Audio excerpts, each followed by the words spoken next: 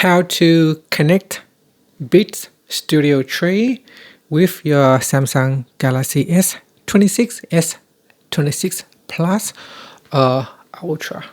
Okay, so first what you want to do is go to your Beats headphone. On the right hand side there is a small round button. So what you want to do is you want to press on that button. So I'm going to press and hold onto the button until you see the light start flashing.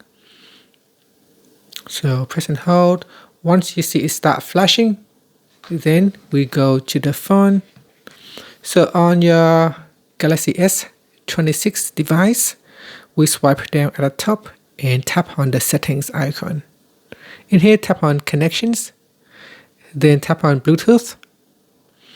After that, we scroll down and go to the available devices section and tap on the Beats Studio 3. Here it will pair, then tap on the pair button.